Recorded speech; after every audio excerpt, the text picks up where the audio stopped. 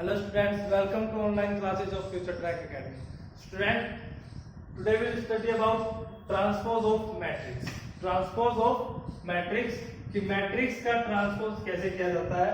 इससे पहले वाले लेक्चर में हमने multiplication of matrix and properties of multiplication read out की थी। तो आज हम ट्रांसपोज ऑफ मैट्रिक्स पढ़ रहे हैं। स्टूडेंट पहले देखो कि मैट्रिक्स है, जैसे कि हमारे पास कोई मैट्रिक्स है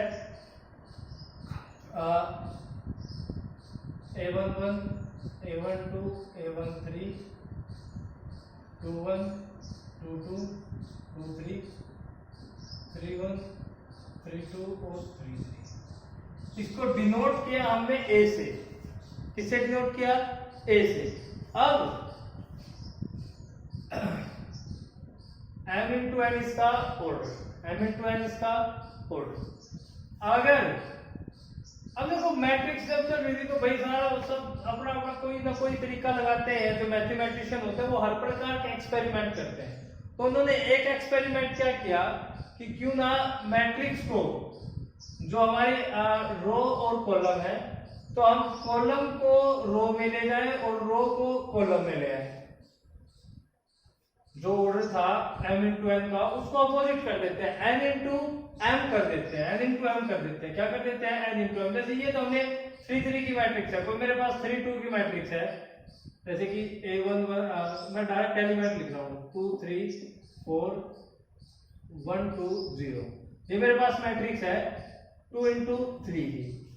अब उन्होंने क्या सोचा कि क्या इसी मैट्रिक्स का अगर हम अपोजिट, हम नई मैट्रिक्स नहीं ले रहे, अब इसी को कर देते हैं कि इसके जो कॉलम है वो रो में चेंज कर देते हैं और जो रो है वो कॉलम में चेंज कर देते हैं। यानी कि उन्होंने क्या किया कि इसका ऑर्डर ये बना दिया, 3 इंटू 2 कर दिया। क्या कर दिया? 3 इंटू 2 कि जो रो थी, जो कॉलम थे वो रो में आ गए, जो रो थे वो कॉलम में चले गए। अब इस मैट्रिक्स का क्या होगा?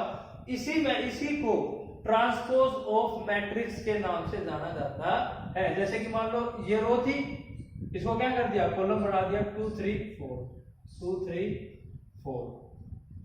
ठीक है। अब जो ये रो थी इसको भी चेंज कर दिया 1 2 0 1 2 0। अब देखो ऑर्डर आ गया 3 रो 1 2 3 रो और कॉलम 2 कॉलम। तो इसको बोलते हैं बेटा ट्रांसपोज ऑफ मैट्रिक्स, जहां m और n, m चेंज कर ले n को और n चेंज कर ले n, उसको बोलते हैं transpose of matrix. m n में चला जाए और n m हो जाए, इसको ट्रांसपोज ऑफ मैट्रिक्स के नाम से जाना जाता है।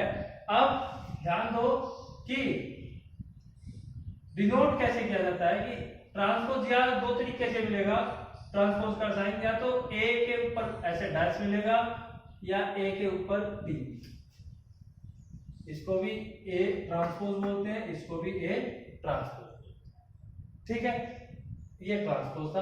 अच्छा, उसके बाद आपके पास ट्रांसपोज से रिलेटेड क्या हो जाएंगे कि भाई मल्टीप्लाई करके दिखाओ a और a मल्टीप्लाई a ट्रांसपोज, वो कर लोगे। आपका रो ऑर्डर देख लेना, वो आपको मिलवा देंगे। ऐसी मैट्रिक्स मिलेगी मल्टीप्लाई के लिए, आपको पता ही है कि इसका रो कॉलम और इसकी रो कॉलम, यानी कि ट्रांसपोज की तो मल्टीप्लाई हो ही सकती है, क्योंकि ट्रांसपोज मान लो ए मैट्रिक्स है। अब देखो ये मैट्रिक्स रो थी मेरे पास, इनकी मल्टीप्लाई करके देखते हैं। इसका क्या था? 2 रो 3 कॉलम, इसमें क्या आ गया? 3 रो 2 कॉलम, यानी कि ट्रांसपोज की मल्टीप्लाई हो सकती है।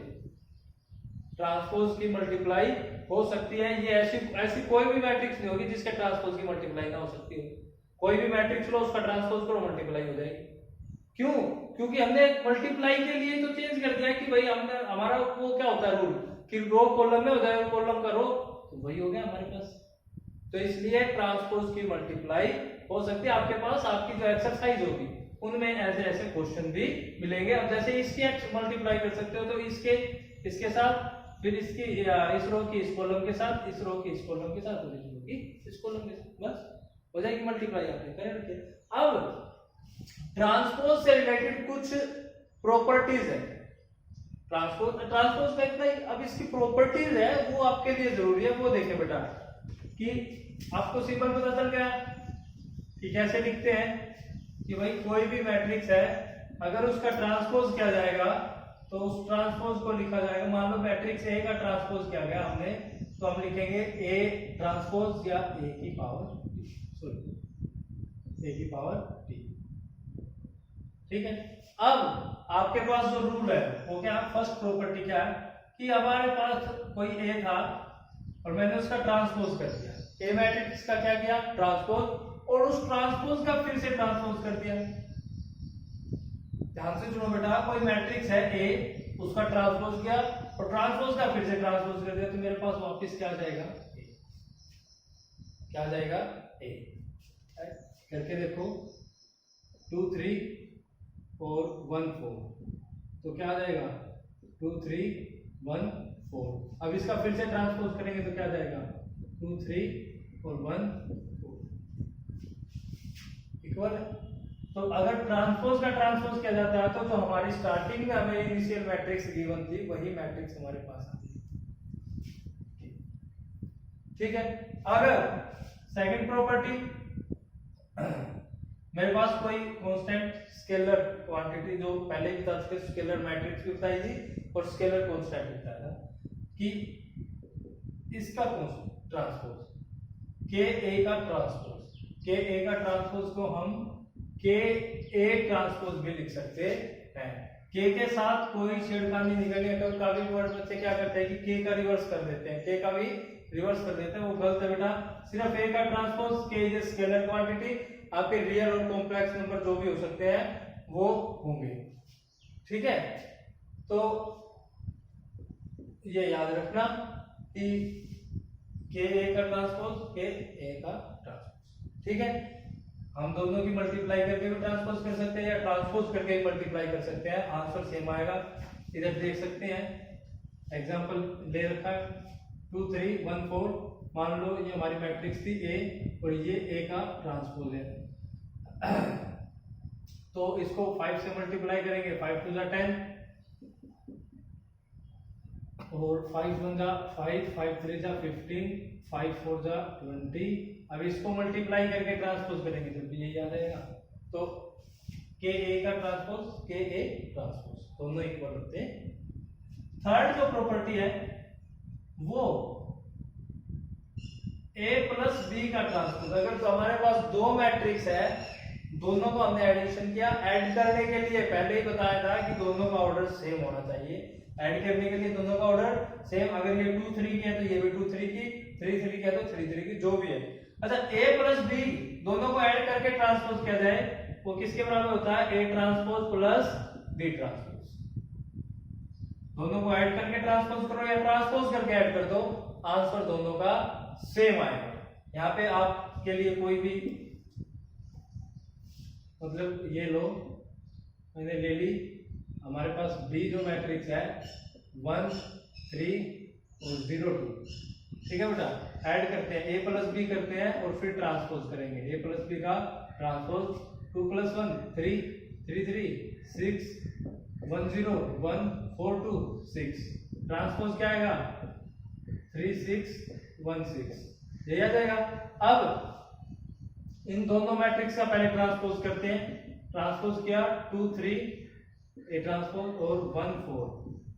b का ट्रांसपोज क्या आएगा बेटा, b का ट्रांसपोज 1 3 और 0 2, ऐड करो 2 1 3 1 0 1 3 3 6 4 2 6। ठीक है बेटा, a प्लस बी का ट्रांसपोज या a transpose plus b transpose दोनों इक्वल होते हैं, दोनों का आंसर सेम है। अच्छा, यहाँ पे माइनस हो तब भी सेम है, यहाँ पे क्या आ जाएगा, a transpose minus b transpose. ठीक है। अच्छा, फोर्थ जो प्रॉपर्टी है, फाइनल प्रॉपर्टी है, इफ a इंटू बी का ट्रांसपोज, कि किसी मैट्रिक्स का मल्टीप्लाई करके ट्रांसपोज किया जाए, वो किसके इक्वल होगा, वो होगा बेटा b transpose multiply a transpose, b transpose multiply a transpose. क्योंकि एसोसिएटिव प्रॉपर्टी हमने इससे पहली वाली वीडियो में बताया था, मल्टीप्लिकेशन में जनरली अलाउड नहीं, सामान्य तौर पर उसको फॉलो नहीं करते, इसलिए ए बी का ट्रांसपोज, ए मल्टीप्लाई बी का ट्रांसपोज किसके इक्वल होगा, B transpose multiply A transpose. ये बेटा प्रॉपर्टीज ऑफ ट्रांसपोर्ट है, इनको राइट डाउन कर लेना, वैसे आपके मैथ पे मिलेगी। अगर स्पेशल अलग से नोट्स में लिखना चाहो तो लिख सकते हो, एग्जाम्पल आपको दिए गए। ठीक है, तो आगे जब हम नेक्स्ट टॉपिक कर रहे हैं वो ट्रांसपोज से ही रिलेटेड है।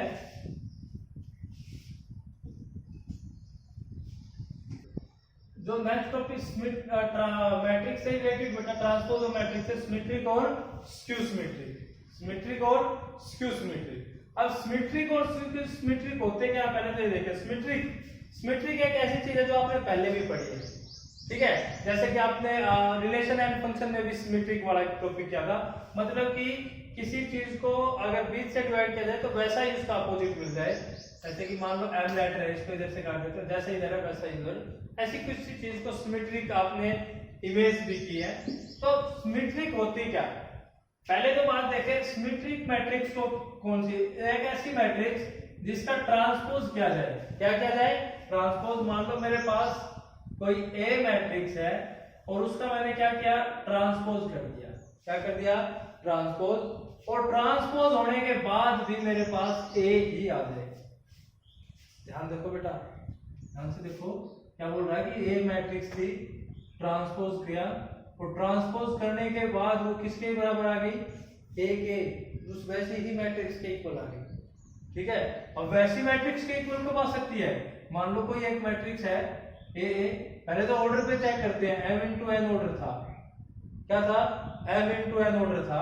अब मैं क्या कह रहा हूं कि मैंने इसका रिवर्स किया, ट्रांसपोज किया, ऑर्डर फिर भी m into n नहीं बन रहा है। तो ऐसा कब होगा, जब हमारा m is equal to n होगा। m is equal to n होगा। और m is equal to n कब होगा, जब हमारी मैट्रिक्स कैसी मैट्रिक्स होगी, कैसी मैट्रिक्स में m is equal to n होता है, राइट, स्क्वायर मैट्रिक्स। कैसी matrix, square matrix. Square matrix में हमारा m और n दोनों बराबर होते हैं।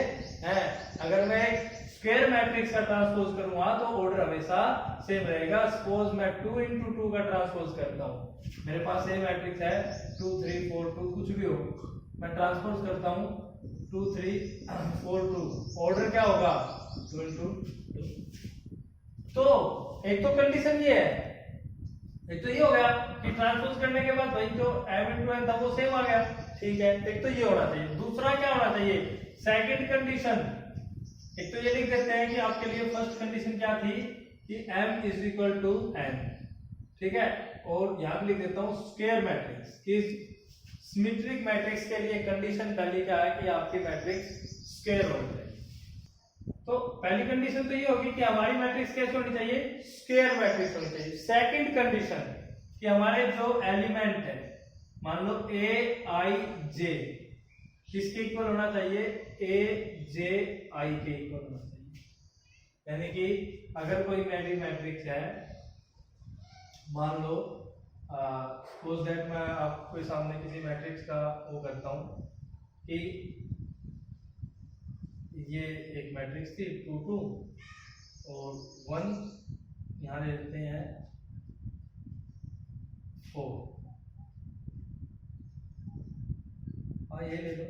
अब जब इसका वो करेंगे तो नहीं, ये नहीं बेटा, स्क्वायर मैट्रिक्स में जो आप एग्जांपल लेंगे वो लेंगे कि तो जो हमारे ये एलिमेंट है ए आई जे इज इक्वल टू ए जे आई, यानी कि हमारा जो हमें कोई 1 2 और 2 4 एक ऐसी मैट्रिक्स ले। अब इसका ट्रांसपोज करके देखते हैं, इस मैट्रिक्स का क्या करके देखते हैं, ट्रांसपोज। मेरे पास ए मैट्रिक्स है 1 2 और 2 4। ठीक है, अब मैं इसका ट्रांसपोज करता हूं, तो ट्रांसपोज करूंगा तो क्या आ जाएगा, देखो ट्रांसपोज ए ट्रांसपोज क्या आ जाएगा, इस रो को कॉलम बना दो 1 2 और इसको आगे, ये मैट्रिक्स आ गई दोबारा, ऑर्डर भी सेटिस्फाई हो गया, 2 into 2 था, ये भी कितने का आ गया 2 into 2। तो इसको बोलते हैं सिमेट्रिक मैट्रिक्स। कैसे मैट्रिक्स, सिमेट्रिक मैट्रिक्स। अब एक 3 into 3 ऑर्डर की करते हैं कि मेरे पास कोई ये मैट्रिक्स है ए, देखो बेटा आपको बता रहा हूं लिखना कैसे है, कैसे किसी मैट्रिक्स को सिमेट्रिक मैट्रिक्स को राइट डाउन पहचानते कैसे, ये बात देखो एग्जाम में कि आपकी जो यहां लिखे ना ए बी सी, मान लो आपने एक रो लिखी, वही रो इधर लिखनी है, A B C. Diagonal element कुछ भी लिख सकते हो, डी ई, ठीक है। और ये जो दो एलिमेंट उसके ये भी सेम लिखते हैं। इस मैट्रिक्स का अगर हम ट्रांसपोज करेंगे तो हमारी यही मैट्रिक्स है। यानी कि आपको पहचानने का तरीका बता दिया कि जब भी आप सिमेट्रिक मैट्रिक्स को पहचानेंगे, आपके पास कोई मैट्रिक्स दे दी कुछ भी, उसमें आपको पता लगाना है कि ये मैट्रिक्स सिमेट्रिक मैट्रिक्स है या नहीं है। पहले तो आप देखो स्क्वायर मैट्रिक्स है या नहीं है। अगर स्क्वायर मैट्रिक्स है तो ये रो और ये कॉलम इक्वल होने चाहिए, डायगोनल एलिमेंट अलग हो और ये वाले एलिमेंट सेम होने चाहिए। अगर ये क्या है तो आपकी मैट्रिक्स सिमेट्रिक मैट्रिक्स में काउंट होगी। कैसी मैट्रिक्स में काउंट होगी? सिमेट्रिक मैट्रिक्स में काउंट। अब आपके पास है स्क्यू सिमेट्रिक मैट्रिक्स। कैसी matrix? Skew symmetric matrix. Skew symmetric matrix वो होती है, देखो सिमेट्रिक तो है, स्क्यू साथ में लगाया गया है। यानी कि मेरे पास मान लो कोई मैट्रिक्स है ए और उसका ट्रांसपोज कर दिया, ए ट्रांसपोज कर दिया, तो वो किसके इक्वल आना चाहिए? वो आना चाहिए माइनस ए। किसके इक्वल आना चाहिए? माइनस ए के। यानी कि उस मैट्रिक्स में से माइनस कॉमन आना चाहिए। अगर माइनस कॉमन लेते ही वो मैट्रिक्स एक मैट्रिक्स बन जाए, उसको बोलते हैं स्क्यू सिमेट्रिक मैट्रिक्स। कैसी मैट्रिक्स बोलते हैं बेटा? Skew symmetric matrix. Skew symmetric matrix में ध्यान दो, मान लो मैं आपको सामने कोई लेके दिखाता हूँ कोई मैट्रिक्स, मैं स्क्यू सिमेट्रिक मैट्रिक्स का मेन जो वो होता है वो क्या होगा कि डायगोनल एलिमेंट जीरो होंगे, 0 0, यहाँ मैंने -2 लिख लिया और यहाँ 2, ऐसे जो है। अब इसका अगर हम ट्रांसपोज करेंगे ए ट्रांसपोज, तो मेरे पास मैट्रिक्स आ जाएगी 0 -2 और 2 और 0, जिसमें से अगर माइनस कॉमन लेंगे तो मेरे पास मैट्रिक्स बन जाएगी 0 -2 और 2 0, जो मेरे एक। इसको बोलते हैं स्क्यू सिमेट्रिक मैट्रिक्स। अगर 3 की रो में लेंगे, किसमें? 3 में, 3 वाले ऑर्डर में चेक करेंगे। 3 वाले ऑर्डर में चेक करेंगे, मेरे पास ये मैट्रिक्स है 3 × 3 ऑर्डर की। Diagonal element 0, diagonal element 0 0 0। अब 0 0 करने के बाद दो ट्रायंगल बनती बताई थी, अपर और लोअर। ये बताई थी अपर डायगोनल मैट्रिक्स और लोअर डायगोनल मैट्रिक्स। यानी कि यहाँ पे मान लो मैंने लिखा ए बी सी, तो यहाँ पे लिखेंगे -a -b -c। अब जब इस मैट्रिक्स का ट्रांसपोज करेंगे तो मेरे पास क्या आएगा? -a। ठीक है, तो इस प्रकार की मैट्रिक्स को स्क्यू सिमेट्रिक मैट्रिक्स के नाम से जाना जाता है। बेटा आज के जो आपके बेस्ड क्वेश्चन होंगे एक्सरसाइज के, ट्रांसपोज ऑफ मैट्रिक्स और उसके बाद सिमेट्रिक और स्क्यू सिमेट्रिक मैट्रिक्स। बेटा ये दोनों एक साथ इसलिए करवाए क्योंकि ये ट्रांसपोज से ही रिलेटेड है, अदरवाइज अलग अलग करवाते तो आपको परेशानी आ जाती। हाँ, एक बात जरूर याद रखें कि सिमेट्रिक और स्क्यू सिमेट्रिक मैट्रिक्स हमेशा स्क्वायर मैट्रिक्स से ही बनेगी। सेकंड, आज जो क्वेश्चन करेंगे वो आपके एक्सरसाइज आपके पास जो मैथ होगा उनसे करेंगे, सिमेट्रिक, स्क्यू सिमेट्रिक और ट्रांसपोज। अगर कोई किसी क्वेश्चन में कोई क्वेरी होती है तो हमसे पूछेंगे, कमेंट्स करेंगे या फिर व्हाट्सएप ग्रुप पे जुड़ेंगे। Thanks for watching video.